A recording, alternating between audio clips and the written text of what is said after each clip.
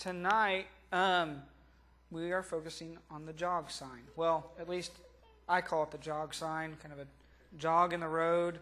That's the best name I could come up for it. Jog. I don't jog like that. Well, I would call that drunk driving. That's the that could get you in trouble for that, yeah, if you're doing that, if it's not indicated on the sign. So, well, today, each week, as you've heard me say, we are going to focus on one specific sign. This week, it is this sign right here to my left. You're right. And through looking at these signs, we are going to focus on one of three ideas. Who remembers what those three ideas are? One of them is reflect. That's the last one, yes. Jesus. Nope. You always say that. Discovering Christ, experiencing Christ, and reflecting Christ. Oh, yeah. Yes. Through doing this, hopefully you will be able to understand what it is that Christ wants you to learn about Him, how to know Him, and then how you can show others who He is. So, today we're focusing on the jog sign. And we're going to be also focusing on the experiencing Christ, experiencing who He is. Wait, so did you say the jog sign or the drunk sign? The jog sign. I call that the jog sign. So, this is officially the jog sign whenever you see it. All right. Today we're going to be focusing on Acts 14, 8 through 20. And the question I have for you to keep in mind throughout this evening, pay attention please, how do you respond to the bends and things that change your course in life? Okay, look at the sign, think about that. You're going straight down a road, the sign says, take a slight bend to the right, and then you go straight again, a little bit of a jog in the road. How do you respond to the little bends and things that kind of take you off the straight path in your life? We're going to focus on that, and I want you to think about what your response is to that, okay? All right. Imagine that you go to a basketball game, okay? You've all been to a basketball game? Yep. You get there, and you walk onto the court. Oh, that's a scary moment. You get the ball. Oh. And you proceed to do some amazing dribbling, and some dunking, and all that other cool stuff that really good basketball players do. Okay, you just walk on and you start doing this amazing stuff. And you completely flabbergast all the other people playing. You put them to shame. They in fact start saying that you have to be Michael Jordan. And they think you are Michael Jordan. And they even start worshiping you. They start bowing down to you. Start chanting your name. They pick you up on their shoulders and carry you around the court while you're going, what is going on? All right, they ask you to autograph, the basketball. They're doing all these things that these celebrities get to you. And you think to yourself, well, this isn't right. I'm just like them. There's nothing special about me. Maybe just God just gave me the talent to handle a basketball really well that night. So you tell them to stop because you are nothing special. So you say, so they drop you right on the floor. And then they start kicking you. Every one of the players just starts kicking you.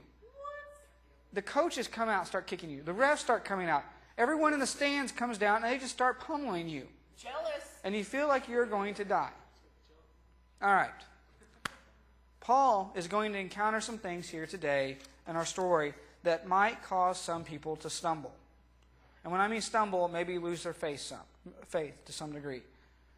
So he could get discouraged by what happens to him, like I feel that I were if I were him. And I think you will too once you hear the story.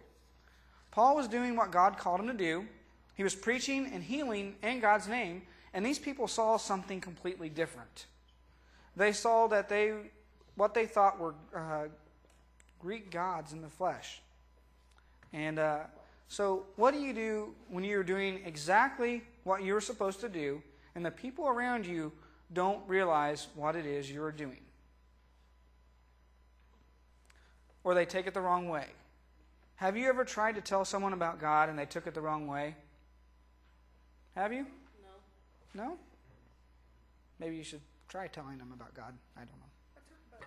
I talk about church all the time. Okay, so maybe think for instance, if this were to happen, they got mad, angry, confused, hurt, quiet. What do we do when people hear us but don't really hear us or see what we are doing and why. So we're going to hopefully answer that today. I'm doing something a little different for the rest of this. I'm going to do a first-person narrative. So for the next few minutes, I'm going to be Paul. And I'm going to be speaking as if I were Paul. So this should be a little different. So pretend I'm Paul. And hopefully you guys will get this story. So please pay attention. I, Paul, my friend Barnabas, and we had just arrived in Lystra from Iconium. We had been in Iconium for quite a while, preaching the message about Christ and his love for all men, not just the Jews. We had some converts along the way, but there were a lot of people who were against us, which broke our hearts. But we knew that God still had a plan for them, even if we didn't see it.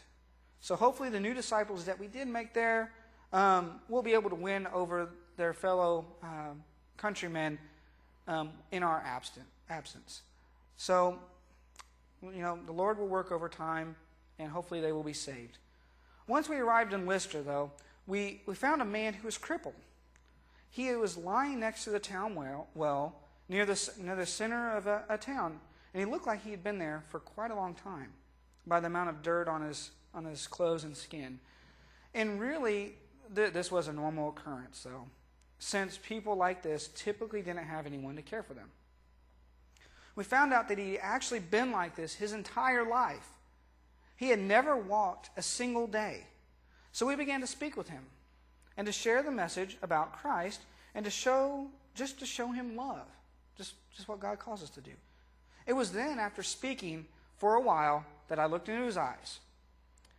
When I did this, I could see that he indeed did have the faith in Christ just from what I had spoken. And I knew that with this faith, he could be healed. That's when I said, "Stand up on your feet." And wouldn't you know it? He jumped right up and began to walk around the square. It was amazing to see that God could heal this man just by the words of my mouth and his faith. Well, something like this doesn't go unnoticed, as you can imagine. No, not at all. People, they started gathering around to find out just what it was that was happening. They had never seen anything like this before happen, and they were astounded. But what they started to say was that the gods have come down to us in human form. And I couldn't believe my ears, and neither could Barnabas. At the thought of this, we tore our clothes, for we could not bear to hear that they were attributing the awesome power of the Creator God to some pagan ideas of gods. They, in fact, called Barnabas Zeus and me Hermes, because I was the one who was speaking. Can you believe that? I sure couldn't. And this just floored me. How could they even think this? They even had their chief priests bring bulls and wreaths to us, to the city gates, because they wanted to make a sacrifice to us. What in the world is going on, we thought. As we tore our clothes, we ran into the crowd shouting, "Men, why are you doing this? We too are only human. We're human like you. We are bringing you the good news, telling you to turn from these worthless things to the living God, who made heaven and earth and sea and everything in them. In the past, he let all the nations go their own way. Yet he has not left himself without testimony.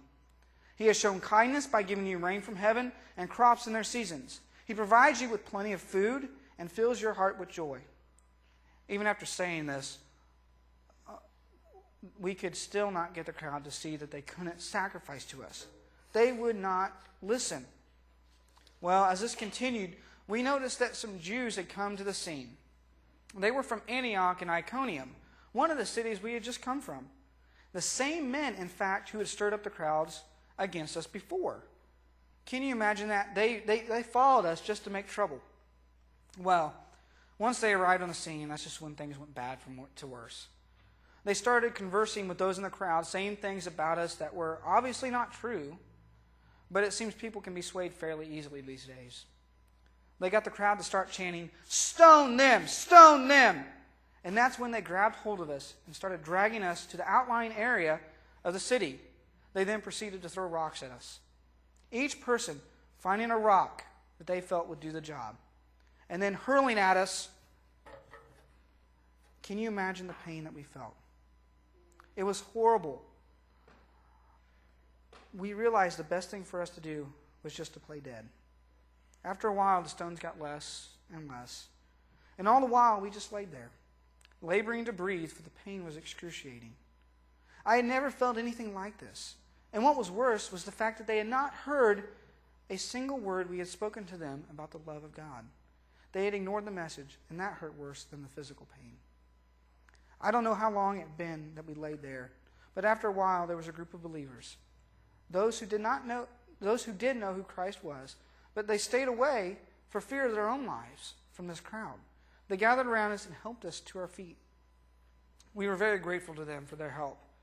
And once we were on our feet, we walked back into town for the night, and the next day we left for Derbe and to speak the message about God once more. All right. There's a different story. See, these Jewish leaders are able to coax the crowd to get rid of Paul and Barnabas because they won't let them worship them because they can't be trusted and should be gotten rid of. They don't like the teaching that Paul is giving them. So Paul had trouble witnessing to these people for many reasons, and we're going to just look at a few of these. These people had been raised in a Greek culture, which any of you who have been in school probably know a little bit about Greek culture and the hundreds of gods and goddesses that they had. And their culture taught them to believe in all these mythological gods and goddesses. The second was they didn't listen receptively. You see, when we hear the message about God, you can either hear it or you can really hear it. What I mean by that is, you can hear me talking, but that doesn't mean you're listening. I'm sure your parents have said, "Are you listening to me?" You're like, "Yeah, I heard you," but you weren't really listening. That kind of a thing. The other one is they only wanted to hear what they wanted to hear. They were deaf to the truth. So they heard everything, but they only heard the parts that they wanted to hear that fed their need for what they wanted, not the real truth. So we see Paul and Barnabas, they persevere though. Through the tough odds, they keep going despite attempted murder. They get up and move on, and what's even more interesting is that through their demeanor, they were able to witness to others who are yet to be followers of Christ. So there are people that aren't followers yet, they are able to witness to them through their actions. Because we see the fruit of their sacrifice later on when Paul passes through and he picks up Timothy, who is later mentioned in the Bible quite a bit, who becomes a great leader, and then joins him in the ministry of the gospel. So, to recap, Paul goes to a city with the motive of turning his hearers to the truth of the life of Christ and converting them to the truth. He speaks, people misinterpret what he's saying. They try to treat him like a god. The Jewish leaders convince the crowd to stone Paul and Barnabas, but Paul takes it, gets up, and moves on to the next city. So, what can we learn from this? We learn that sometimes the people we are trying to tell about Christ just won't listen. They don't always want to hear the truth. And sometimes they won't ever make a decision. Sometimes it takes them a while to come around to understanding what it is that we are trying to tell them. And that is okay for this to happen. Sometimes it takes longer for people. But don't let it get you down when you're and give up on your witnessing.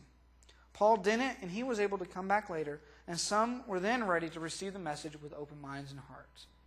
So, the message for today is, don't give up. Persevere. Because in your persevering, you can possibly have a huge impact on the people around you, just like Paul did. So, I'm going to close out with prayer here, and we'll be done.